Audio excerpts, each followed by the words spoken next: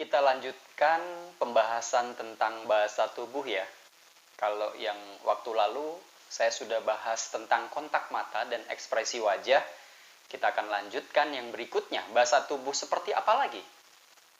Selanjutnya kita akan membahas tentang postur atau cara berdiri. Ya, ini penting sekali.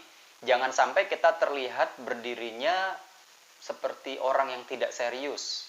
Contoh misalkan ada orang yang berdiri itu hanya bertumpu kepada satu kaki. Jadi kakinya sepertinya bengkok satu atau seperti berleha-leha, terlalu santai, itu nggak bagus. Jadi berdiri tegak tetapi juga jangan kaku, jangan terlalu lebar tapi juga jangan terlalu lagi latihan baris berbaris. Rileks saja. Ini penting sekali. Dan ingat, jangan sampai posisi kita terlalu membungkuk. Terlalu membungkuk itu memperlihatkan kita kurang bertenaga. Apalagi kalau misalkan ke depan kita punya kesempatan bicara lebih dari 2 sesi, 3 sesi dan seterusnya. Waktu kita membungkuk itu mengganggu nafas kita sehingga energi kita akan kurang. Jadi penting banget tentang postur ini ya. Jadi relax aja, relax, santai-santai aja. Bahasa tubuh berikutnya adalah yang paling sering terlihat. Juga menurut saya ini juga yang paling sering menentukan adalah gestur gerakan tangan. Kita sering lihat lah orang bicara seperti ini. Pastikan kita tidak mengulang-ulang gerakan yang sama seperti angin ribut. Bapak Ibu Saudara, hari ini saya akan bahas tentang pentingnya disiplin. Disiplin itu memberikan modal kepada kita semua karena bla bla bla bla bla bla. Jadi jangan sampai menggunakan gaya yang sama.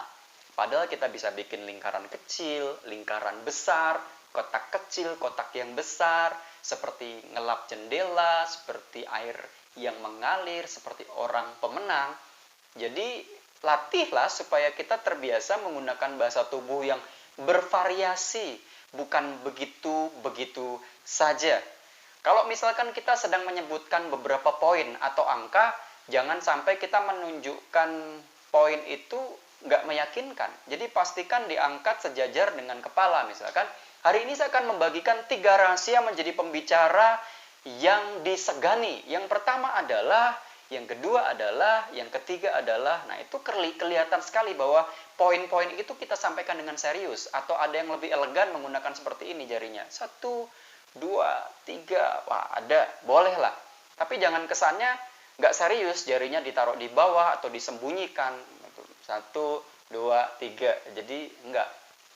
Gerakan tangan kita akan sangat menguatkan pesan. Ya. Dan kita bisa melihat seseorang mengatakan sesuatu hanya dengan gerakan tangan. Gerakan kemari, ngomong no, iya. Pernah lihat pelatih sepak bola pada waktu timnya sedang bertanding, dia bisa menggunakan berbagai gaya.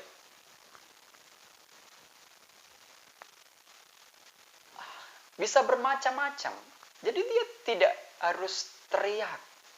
Atau mungkin Anda berhadapan dengan orang yang terdekat, lihat aja gerakan tangannya.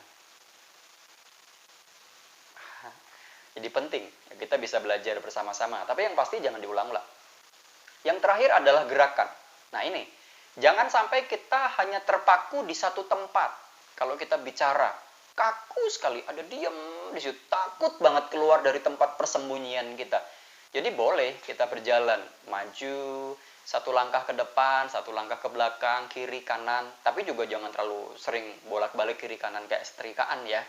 Nah, waktu kita menggunakan berbagai bahasa tubuh ini dengan cantik, dengan indah, maka pesan kita akan semakin mudah tersampaikan. Dan audiens nggak bosen tuh. Jadi selamat mempraktikkan. Kita jumpa lagi dalam program pembelajaran public speaking yang berikutnya ya. Masih banyak loh. Dan kita mau semakin memperlengkapi kita dalam kemampuan public speaking. Sampai jumpa lagi, saya Andreas Agus.